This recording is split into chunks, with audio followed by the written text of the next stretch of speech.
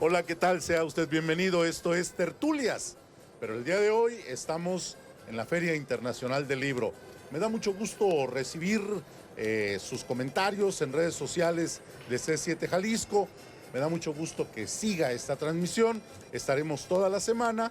Y bueno, el día de hoy me traje a una persona puntiaguda, así de esas que, ay, dejan un alfilercito en el comentario para incomodar o para aprender. Él ha sido un interesante periodista en diferentes medios nacionales y locales. Es también un asesor político, es cafetero, es comentador de libros, es buen amigo y también pues va a estar aquí con nosotros preguntando. Gilberto Pérez Castillo. Con el gusto de saludarte, Daniel Emilio Pacheco, y con el gusto de saludar a todos los que nos están viendo hoy. Y bueno, pues con un invitadazo. Invitadazo que la verdad vale mucho la pena que usted se quede. Fíjese, vamos a estar platicando con una institución del periodismo en México. ¿Por qué? Porque es muy bueno en sus columnas, porque como escritor es muy afamado y vendido también. Y luego tiene su legión de fans que lo siguen a donde quiera que va. Hablamos con Armando Fuentes Aguirre Catón. Bienvenido, maestro. Muchas gracias. Me dijeron que este programa era en vivo. Desgraciadamente yo vengo en tonto. Así es de que desde el principio habrán de disculpar ustedes mis hierros y dislates, despropósitos y disparates. Dicho lo anterior, podemos empezar. Y bueno, vamos a hablar de esto también, ¿no? Vamos a hablar de este libro. Este libro es el pretexto para aprenderle y para preguntarle a Catón acerca de su trayectoria. Un libro, pero ¿usted cuando empezó en el periodismo pensó que iba a escribir libros? Desde luego que no. Yo pensé que iba a escribir alguna cosita que iba a salir al día siguiente en el periódico y que posiblemente ya después no iba a salir nada. Pero he aquí que ese pensamiento lo tuve hace 60 años y los lectores siguen pidiendo que escriba y yo lo hago con muchísimo gusto. Escribir para mí no es un trabajo. Ojalá mis editores no estén viendo esto. Le van a cobrar. Porque yo les diría, como les digo ahora a ustedes, que aunque no me pagaran, yo seguiría escribiendo. Porque para mí el acto de escribir es como el acto de respirar. Y también, hablando del deleite que me produce el acto de escribir, es como otros actos igualmente deleitosos y gratos. Oiga, me gustaría entrarle al tema del libro y ahorita platicamos de otras cosas, porque fíjese que a mí me dio cierto coraje leerlo. Le voy a decir porque yo estudié filosofía y la filosofía siempre ha sido una ciencia muy difícil de tratar y muy difícil de explicar. La teología, pues todavía más. Meterse a un tema tan escabroso como el tema de Dios, de si existe o no existe, aparte hacer un libro ameno, que se lea con gusto sobre un tema tan difícil de tratar, y aparte con humor, estamos hablando de 5 o 6 cosas juntas en un libro, y pues sí da coraje para los envidiosos que alguien haya escrito un libro, y se lo digo con toda honestidad, tan bueno como el que usted está presentando. Un libro que tiene tantas buenas características para un tema tan difícil de tratar como es este. No es un libro superficial porque lo trata a fondo, a pesar de que parece ser un libro de humor. Trata con mucho respeto a los de un lado y a los de otro.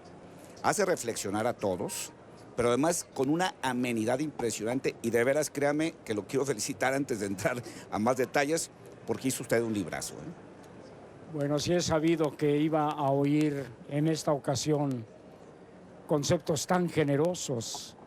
Hubiera pedido que esta entrevista hubiese sido ayer para iluminar mi trabajo desde el día de ayer. Agradezco profundamente esas palabras y siento que estoy hablando con gente buena. Y precisamente para ese tipo de gente, para la gente que lleva bondad en su corazón, está escrito este libro. Hace unos días presenté un libro en Monterrey. Al terminar la presentación, vino hacia mí una ancianita que después supe que tiene 93 años de edad. Caminaba penosamente, apoyándose en su bastoncito. Y llegó a donde estaba yo, me abrazó cariñosamente, se me acurrucó y me dijo: don Armando, yo a usted lo quiero mucho, lo leo desde que era niña. Con eso se formarán ustedes la idea de la edad que tengo. Y esa edad me autoriza a cometer muchos disparates. Pero siempre procuro que mis disparates sean amorosos. Y entonces las palabras que me acabas de decir son para mí un tesoro y las voy a atesorar. Ojalá que después nuestros amigos que nos están grabando me envíen una copia de esas palabras. ¿Cómo no? Porque cuando se haga otra edición de este libro, si me dan la autorización, las voy a poner en vez del prólogo que escribí yo. Muchas gracias, de veras. ¿Cómo es que usted empieza a guardar estas anécdotas, estas historias, para armar un libro como este? Porque no solamente hay que guardarlas, hay que acomodar y hay que dar toda la información del tema. Yo tuve una abuela que era una mujer de genio y de ingenio, la madre de mi madre. Ese ingenio de ella ha sido una veta que ha corrido por toda la familia. Seguramente quien mejor llevó esa herencia fue mi primo queridísimo, el profesor Girafales. Mi primo Rubén Aguirre, que en paz descanse. Dicen que de Dios está gozando ya. Yo digo que Dios está gozando ya de él. Mi querido primo, nieto también de nuestra abuela. El papá de Rubén y mi madre eran hermanos. Y nuestra abuela Liberata era una mujer ingeniosa. Tenía una nietecita pequeñita. Voy a contar una anécdota un poco picaresca, pero que habla del ingenio de mi abuela.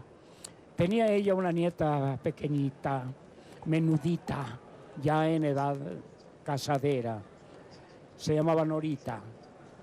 Y se hizo novia de un muchachón, un hombrón, que quizá medía 2 metros de estatura y que era musculoso y robusto. Ay, no más como uno, pues. Y su mamá se preocupaba mucho y le dijo a mi abuela: ay, mamalata, usted se imagina, Norita, tan bajita de estatura, tan pequeñita, tan menudita, y se va a casar con ese hombrote que mide 2 metros. Y le dice mi abuela: no te preocupes, hija, mira, con que los centros se junten, aunque los olanes cuelguen. Y tenía ese ingenio. A sus hijas que se iban a casar, les daba un consejo muy sabio. Les decía: hijas, antes de casarse, abran muy bien los ojos. Después de casarse, ciérrenlos un poquito. Y otra picardía, si me la permiten. Claro. En la misma forma que daba consejos a sus hijas, daba consejos a sus hijos que se iban a casar o que estaban en edad de merecer. Y les decía: hijos, la mujer por lo que valga, no por la nalga.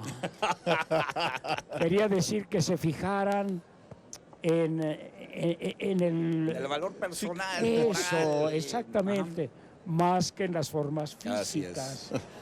Esa abuela nuestra, de nombre Liberata, nosotros le decíamos Mamalata, conservó ese ingenio no hasta el último día de su vida, hasta el último minuto de su vida. Estaba ya en su lecho de agonía, rodeada de sus hijos, los ojos cerrados. Llega un médico joven y la revisa y tranquiliza a la familia. Les dice, no se preocupen, la señora no va a morir. Tiene los pies calientitos y nadie muere con los pies calientes. Abrió los ojos Mamalata y dijo, Juana de Arco. Muy cierto, en la hoguera. Murió con los pies bastante calientitos, porque murió en la hoguera. Debo decirles que mi abuela, que como dije se llamaba Liberata, no estaba nada contenta con su nombre. Ella quiso saber el origen, quién era Santa Liberata. Claro. Y yo me puse a buscar en libros, y en los libros se encuentra uno todo. Y encontré a Santa Liberata. Fue una doncella de la época de Roma, siglo III, que secretamente se convirtió al cristianismo e hizo voto de virginidad perpetua, secretamente también. Su padre la prometió en matrimonio a un centurión romano, y la víspera del matrimonio ella le pidió al Señor que obrara en ella algún milagro que impidiera ese matrimonio. Y Dios le hizo el milagro. En el curso de la noche le salió a Santa Liberata una barba negra y espesa que le llegaba más abajo de la cintura. Y cuando la vio el novio, pues ya no se quiso casar con una barbona. Pero el padre de ella, furioso, la hizo matar. Y he aquí que yo me he llevado una sorpresa mayúscula, de esas que la vida nos regala de repente. Escribí un artículo acerca de esa historia de mi abuela y del origen de su nombre. Y he recibido un mensaje de un lector de la ciudad de Monterrey. Me preguntaba si sabía yo dónde estaban los restos de Santa Liberata. Y le dije, obviamente, que no lo sabía. Me dijo, están en Monterrey. Ah, caray. Están en Monterrey. Las reliquias de esa santa están en la iglesia de Nuestra Señora de la Luz, en el barrio del mismo nombre de Monterrey. Inmediatamente fui hacia allá y claro, ahí están los restos, las reliquias de Santa Liberata. Y está su imagen, claro, no después de la barba, sino antes de la barba, cuando era una hermosísima doncella. Y le pregunté al párroco cómo habían llegado esas reliquias a Monterrey. Y me dijo que no lo sabía, que nadie sabe cómo llegaron las reliquias de Santa Liberata.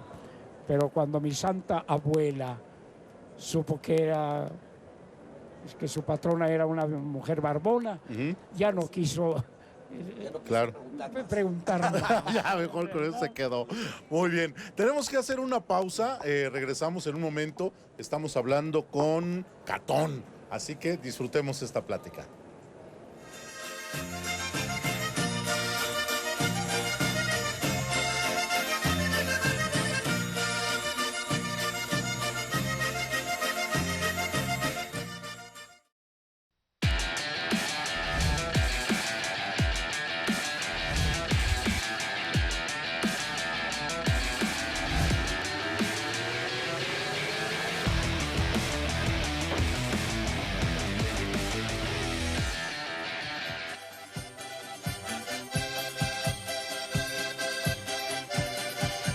Y bueno, estamos de regreso, es Tertulias. El día de hoy hablamos con Catón, pero quien está acompañando esta plática también es Gilberto Pérez, que reencontró personajes teólogos que había olvidado, ¿no? No, es que yo creo que parte importante de la escritura es la creación de personajes, y eso es un elemento que hay en este libro bastante interesante, porque estamos hablando, a mí me brinca sobre todo 4, ¿no? El padre Soares, no Suárez, Soares, que constantemente está platicando con el Cristo de su parroquia, y de ahí salen cosas interesantes. El caso de Jean Cousset, que es un ateo, hasta que le pasan ciertas cosas, ¿no? Como cuando escucha Bach, ¿no? Que se le quita un rato lo ateo, ¿no? Y ahí me acordé de Hermann Hesse, que en un pasaje de una de sus novelas dice que escuchar a Bach tocado en el órgano de la catedral y no creer en Dios es prácticamente imposible, ¿no? No conocía esa cita de Hermann Hesse, pero ciertamente me agrada muchísimo. Sí, dice, escuchar tocar a Bach en el órgano de la catedral y no creer en Dios es prácticamente imposible. Entonces, cuando le pasa a Jean Cousset, cuando escucha a Bach, pues se le quita un rato lo ateo. Se dice que Bach es el padre de la armonía, pero yo creo que en su música está la armonía del padre. Así es. Buena, muy buena. Muy bien. Y está San Virilo, que también... Que esos santos siempre pegan en el pueblo, ¿no? Con un nombre raro. Para esos nombres. Bueno, cuando empecé a escribir acerca de San Virila, muchos pensaban que era un invento mío. Sí. Y sucede que San Virila existió realmente. Y recibí una carta, en aquellos años todavía se escribían cartas, del párroco del templo dedicado a San Virila en España. Y no se me ha olvidado el nombre de ese sacerdote, porque es un nombre muy sonoro. Se llama Elías Pitillas. Órale. Y el padre Pitillas era el párroco del templo de San Virila. No, pues ahí van. Que es un santo que tiene una hermosa leyenda. Él sale de su convento y al ir por el bosque escucha el canto de un pajarillo y se embelesa tanto oyéndolo que lo sigue. A donde va aquella avecilla, va San Virila oyendo su canción. Regresa a su convento después de oír esa música mágica y resulta que ni conocía ya a nadie y nadie lo conocía a él. Habían pasado 100 años. Ah, caray. Y entonces él piensa, si pasó tanto tiempo oyendo el canto de esa ave, ¿cómo será la eternidad oyendo la canción de Dios? Sí. Ese es el milagro que se atribuía a San Virila. Y yo lo tomé como un ejemplo de sencillez en la fe. No es un teólogo, es un hombre que siente a la naturaleza, como la sintió San Francisco La de sencillez de la santidad, la sencillez de Dios, que lo encuentra en un ave, lo encuentra en un niño. No hay cosa más sencilla que la santidad, porque todos la llevamos dentro. Encuentra, por ejemplo, usted escribe aquel pasaje donde había visto a 3 mujeres embarazadas, ¿no? Y las consideraba 3 milagros. Acabo de ver 3 milagros, ¿no? Exactamente. Ese es el milagro de la vida, ¿no? El mayor milagro que puede haber. Por eso hay que, si no despreciar, porque eso de despreciar no es bueno, sí compadecer a aquellos que no forman parte de la gran corriente de la vida. Son dignos de compasión, porque estamos aquí para vivir y para perpetuar la vida. Quiere decir, estamos aquí para vivir en el amor. Y creo que es una parte de la visión que usted da de la idea de Dios, de quitar esta idea del Dios malo, del Dios que castiga, del Dios que nos manda al infierno, de Dios al que le molesta todo lo que hacemos, ¿no? Sino ver una idea de Dios como una idea de Dios de gozo, de felicidad, de alegría, que más que ser el que nos envía los males, pues es el que envía los bienes, y que a veces no los vemos porque nos concentramos mal en los males que en eso, ¿no? O sea, es una idea de Dios positiva, buena, ¿no? Y la otra es una idea de un Dios castigador, incluso de un Dios vengador. Es el Dios que nos describe el Antiguo Testamento, el Dios que manda horribles plagas de fuego, de diluvio universal, de Torre de Babel, de ángeles exterminadores. Un Dios cruel. Igual. Y yo tengo una teoría para explicar la diferencia entre el Dios del Antiguo Testamento, Dios castigador, y el Dios del Nuevo Testamento, Dios de amor. Y mi teoría es que el Dios del Antiguo Testamento no tenía madre. Claro, En tanto y en el que nuevo el Dios del Nuevo Testamento Ya sí tenía. tuvo madre. Ajá. Y entonces, en su proceder hacia los humanos, pone algo del amor femenino, del amor de la mujer, del amor de la madre. ¿Con cuál de esos dioses es con el que se ha enfrentado más a lo largo de su vida Armando Fuentes? Bueno, yo he acabado por desechar la idea del Dios cruel. Pero ¿con De- cuál se ha enfrentado más? Enfrentarse con un Dios de amor no es enfrentarse, es recibirlo. Y con el otro no me he enfrentado porque no creo en él. No creo que haya un Dios así. Para mí toda la teología y todas las teologías están en tres palabras, que por lo demás son palabras evangélicas. Y esas palabras son: Dios es amor. Eso lo explica todo. No necesitamos ningún teólogo, ningún predicador que nos venga a explicar a Dios. Esa frase lo explica con perfección plena, con perfecta plenitud. Dios es amor. Ese es el Dios en que yo creo. No creo en un Dios que nos está esperando después de nuestra muerte para juzgarnos y para castigarnos. Creo en un Dios que nos está esperando con brazos amorosos para hacer que viva en nosotros su divinidad, del mismo modo que en Él vivió nuestra humanidad. A veces lo que pasa es que hay una parte donde usted habla de los 10 mandamientos, ¿no? Donde dice, pues al final de cuentas, los 10 mandamientos se pueden haber resumido en dos: amar a Dios y amar al prójimo. Pero a la hora de entrar en detalles, alguien puso, por ejemplo, no fornicarás o no desearás a la mujer de tu prójimo. Y ahora ya se le puede agregar ni a tu prójimo. Y alguien dice, Son "Oye, el sexto ¿para qué y te el hablo en noveno". detalles, no? Hay una antigua copla oaxaqueña. Ajá. Y según dice la historia, el autor de esa copla fue a la cárcel, castigado por la Inquisición. Y era una copla muy picaresca.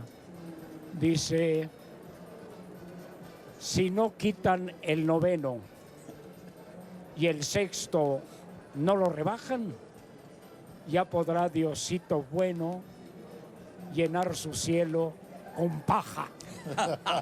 Porque nadie se iba a ir al cielo. ¿Verdad? Sí, es difícil. Por esos dos mandamientos. De la cintura para arriba, todos somos santos. El problema está con lo que pasa de la cintura para abajo. Muy cierto. Ahí está el gran desafío. Hay otra cosa que creo que tiene de valioso su libro, que no encaja en este tema de lo bueno y lo malo, lo blanco y lo negro, ¿no? Es muy difícil tratar el tema de Dios sin decir, estos son los buenos y estos son los malos, ¿no? Los buenos son los creyentes, los malos son los ateos. O sea, le da un tratamiento al ateo bastante benevolente, ¿no? Incluso en algunos casos hasta de reconocimiento, ¿no? Bueno, pues por lo menos estos algo tienen de méritos el no tener un Dios, ¿no? Es un libro benevolente con el ateo. Está este señor, Jean Cousset, que todo el tiempo se la pasa bebiendo martinis como James Bond y que está constantemente como ateo reflexionando sobre cosas. Y a mí me encantan estas partes cada que lo presenta, que es ateo hasta en aquel momento que vio una ballena. Ateo hasta el momento en que se enamoró. Ateo hasta el día que subió a la montaña, ¿no? Y que hay una explicación de su visión de ateísmo, pero siempre es generosa y benevolente. Vamos a ir a un corte Ahorita y que ahorita regresamos regresamos platicamos de porque eso. Sí. la plática está buena. No le cambie, estamos en tertulias. Hoy hablamos con Catón, así que regresamos en un momento.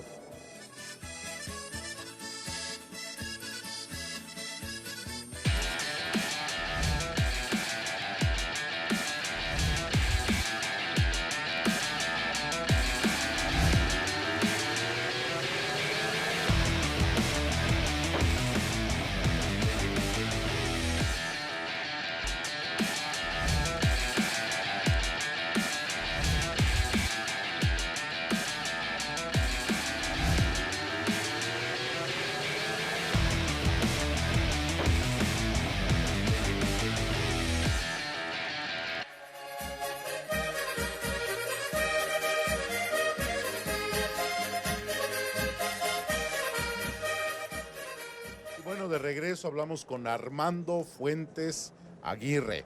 El libro es un manual, una teología, un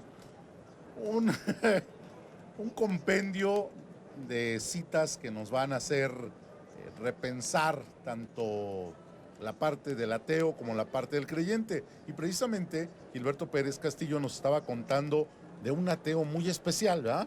Sí, es un personaje del libro que, digo, que me llama mucho la atención porque siempre que lo presenta tiene esos lapsos de no ateísmo, que es cuando se enamora, cuando ve a una mujer, cuando ve una ballena, cuando ve una montaña, o sea, cuando ve esas cosas que un ateo pues siempre se queda pensando, híjole, pues esto está muy complicado, que no haya una mano divina atrás.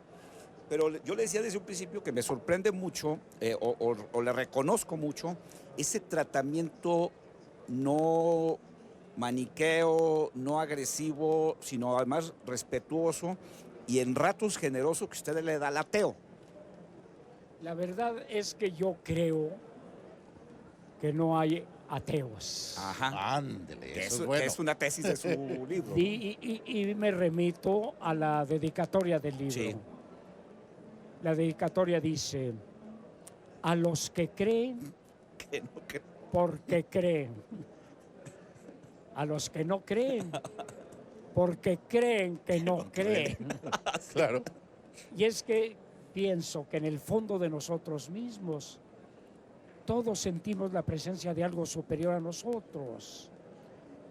Incluso yo admiro a los ateos y los respeto profundamente porque encuentro en ellos más humanidad, vale decir más fuerza de humano que en el creyente, porque el creyente va acompañado por la vida, en tanto que el ateo va solo y debe enfrentar en su soledad todos los quebrantos y sufrimientos inherentes a la vida humana.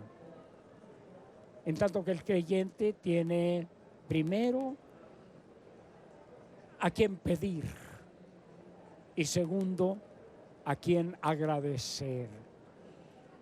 Y ninguna de esas dos cosas tiene el ateo, que se vale de sí mismo y enfrenta la vida por sí mismo. Hace el bien sin esperar recompensa y evita el mal no por temor al castigo, sino por propia convicción. Un ateo de esa naturaleza está más cerca de Dios que un creyente ritualista que va a los oficios divinos o que va a la iglesia por simple rutina. Yo pienso que Dios, en su infinita misericordia, tiene un cielo especial para los ateos y los tiene aparte para que no se den cuenta que estuvieron equivocados. Ya ves, vas bien, Muy- Gil. muy Vas bueno. bien. Oiga, pero además es un libro que llega, yo creo que en un momento importante de la humanidad y de la sociedad, porque parece ser que estamos viviendo una etapa donde las cosas espirituales van de picada, donde parece ser que las cosas de Dios van en picada y donde parece ser que nos estamos convirtiendo más en animales que en seres buenos. Todos los días vemos noticias que nos dejan la piel de gallina de a dónde está llegando la humanidad. Y hay una parte que a mí me encantó mucho, que usted pone ahí en el libro, que dice, antes los cristianos morían y el cristianismo vivía. Pero hoy parece ser que los cristianos viven y el cristianismo está muriendo. Necesitamos ahorita, en esta etapa de la humanidad y de la sociedad, pensar mucho en estos temas. Es un tema que necesitamos recuperar pronto, porque nos estamos yendo de picada. No sé si usted coincide Sí, conmigo. hablábamos de cómo los hombres se están volviendo animales. Y yo pienso, ojalá que nos volviésemos animales. Es cierto. Claro. Porque tendríamos su inocencia. Cierto. En cambio, somos humanos porque tenemos libertad. Y la libertad puede inclinarnos lo mismo hacia el bien que hacia el mal. Y aquí la desgracia es que en nuestro tiempo parece que va predominando el mal sobre el bien. El consuelo que yo tengo es que en todas las épocas se ha pensado eso. Podemos encontrar textos no solo de los evangelistas, sino de los filósofos de la antigüedad, Claro que tanto consideraban que griegos había como muerto el latinos, Dios desde tiempo.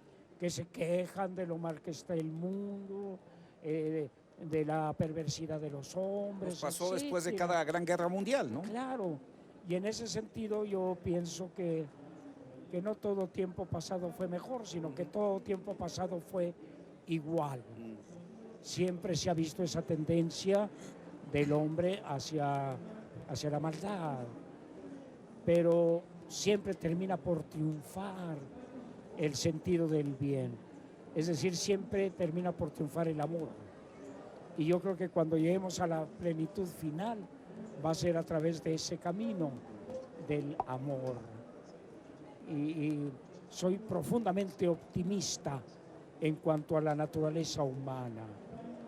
No caigo en la ingenuidad de pensar que todos los hombres son buenos. Desde luego que no. Alienta en nosotros también el espíritu de la maldad, de la perversidad, de la corrupción del espíritu. Pero pienso que ese Dios amoroso, sin que lo sepamos y sin que nos demos cuenta, nos está encaminando hacia Él. Es decir, nos está llevando hacia la plenitud humana. Y la vamos a alcanzar alguna vez. De eso nos hablan seres humanos que han logrado en sus propias vidas esa plenitud. Estamos hablando de un San Francisco de Asís, de una Teresa de Calcuta y aún de gente no católica, innumerables personajes.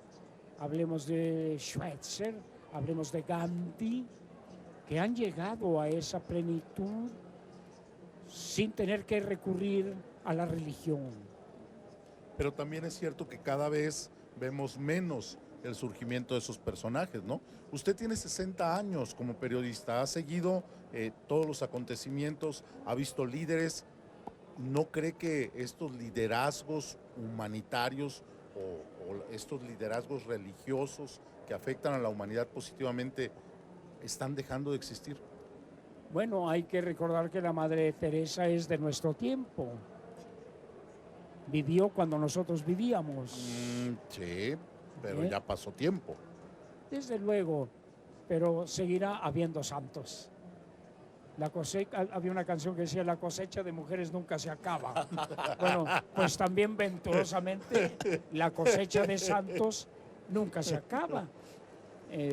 Vivimos también como contemporáneos del Papa Juan Pablo II, ya es santo. Oiga, ahorita que ya que metió el tema de la cosecha de mujeres que nunca se acaba, creo que es importante. Es una de las partes y de eso debemos dar gracias a Dios. Así es. Es una de las partes que creo que también muy bien maneja en el libro el tema de la mujer. Ya hablábamos hace rato del no desearás a la mujer de tu prójimo, que hay por ahí en el libro alguien se queja pues de para qué llegaron a tantos detalles, no era necesario, ¿no? Sí. Pero hay también esta parte donde dice que le dice a Adán, pues vivías tú muy tranquilo aquí, ¿no? Te di la mujer, cometiste un error y ahora te fuiste del paraíso, ¿no? Y él dice, bueno, pues es que yo prefiero estar acá, sí, del paraíso, sufriendo el tormento de la mujer, que estar allá sin ella, ¿no?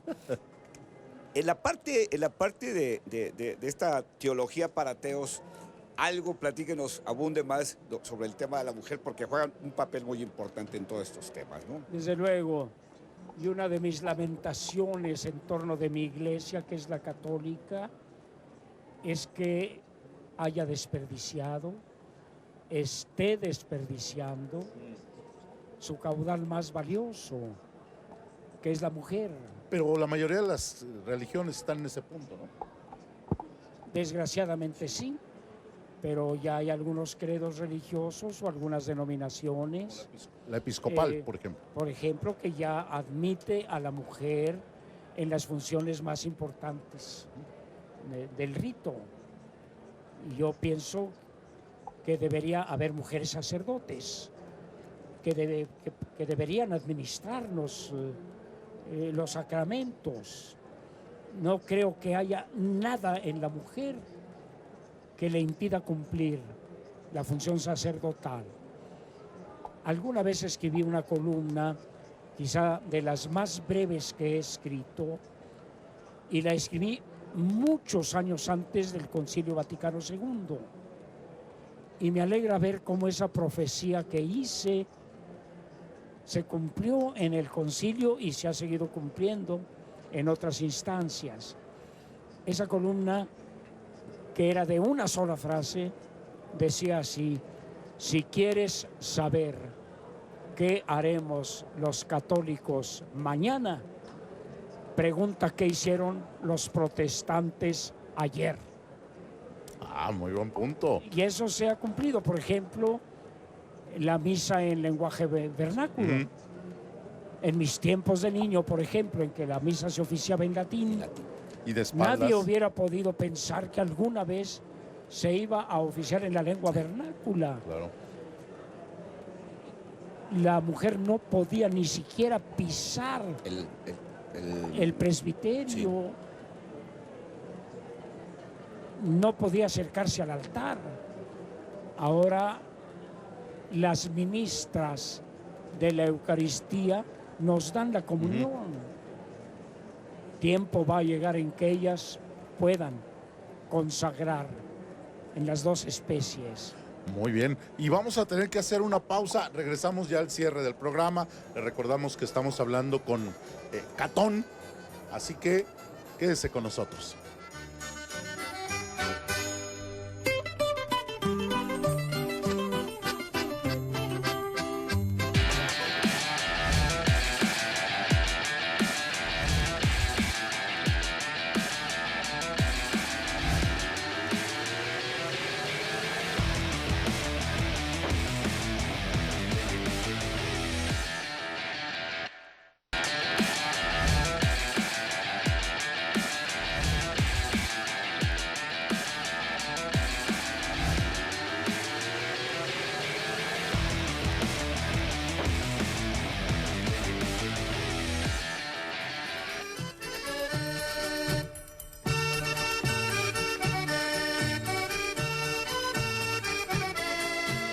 Y bueno, hablamos con Armando Fuentes Aguirre el día de hoy, tenemos bastante interés en su libro que está presentando, de Teologías para Ateos. Y algo que me llamó la atención es que usted dice que cuando afortunadamente cayeron, cuando cayó el hombre en el Edén, que afortunadamente cayó, qué bueno que cayó, ¿sí? Bueno, los mismos teólogos católicos se refieren a esa caída llamándola Felix culpa, o sea, culpa feliz. ¿Por qué? Porque permitió luego el advenimiento de Cristo. La cruz vendría siendo el segundo árbol. Uno que es el árbol del bien y del mal pierde al hombre, el otro que es el árbol de la cruz lo salva, lo redime. Y entonces a la caída de Adán y Eva, los teólogos la llaman Felix culpa, culpa feliz. Bendita culpa. Bendita culpa. Oiga, otro tema que yo le reconozco mucho en el libro es también este tema de la interpretación de Dios, ¿no? O sea, siempre ha habido quienes han querido ser el intermediario entre el humano y Dios, ¿no? Los obispos, los curas, ¿no? Y de alguna manera darle una interpretación. Y en cierta forma usted suaviza mucho esa relación, haciéndola más directa, más humana, Más y en cercana. algunos casos, diría yo, hasta corrigiendo ciertas posturas de estas instituciones, ¿no? Claro, yo pienso que nadie puede llamarse representante de Dios. Dios se representa a sí mismo y se nos presenta en mil y mil maneras. Está en un crepúsculo, está en la montaña, está en un niño, está en una mujer, está en la bondad del hombre. Esas son las tarjetas de presentación de Dios. No necesita a nadie que hable por Él.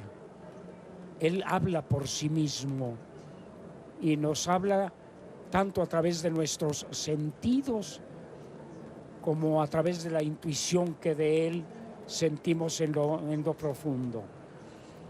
Muchas religiones detestan la dimensión material del hombre, vale decir, desprecian lo que llaman la carne y exaltan al espíritu, pero no toman en cuenta que estamos hechos de las dos sustancias, de la sustancia material, de la sustancia espiritual, y que la misma teología ha llamado al cuerpo templo del Espíritu Santo.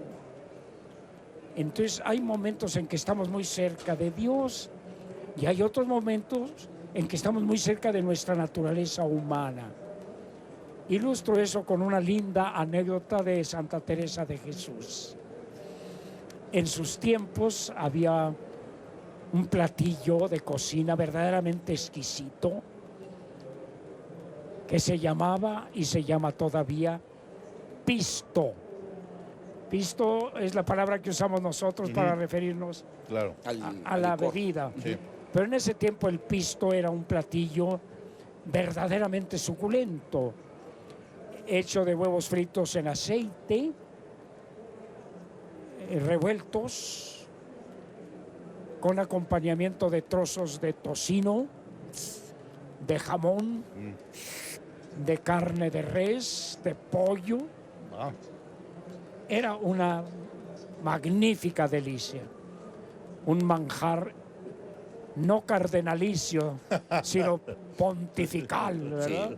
O sea, no solo digno de cardenales, sino de papas. De santos. Y a Santa Teresa le gustaba mucho el pisto. Y un día estaba disfrutando de un plato sabrosísimo de pisto. Y una de sus monjas le llamó la atención. Le dijo: reverenda madre, no caiga usted en pecado de gula. Y le contestó Santa Teresa: hermana, cuando Cristo, Cristo. Y cuando pisto, Pisto. Pisto. ¿Eh? Con eso quería decir, Hay que darle su lugar a cada cosa. claro, ¿no? que hay momentos para el espíritu y hay momentos Para el también cuerpo. para nuestro propio cuerpo.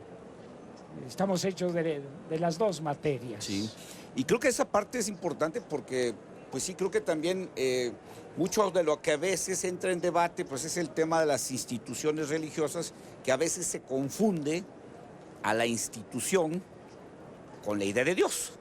Exactamente. A veces se confunde a la persona que dice representar a Dios con Dios. Y entonces entra esta confusión cuando estas personas se equivocan y cometen errores, entonces tiende a echársela la culpa a Dios, no al ser humano que se equivocó, ¿no? Efectivamente.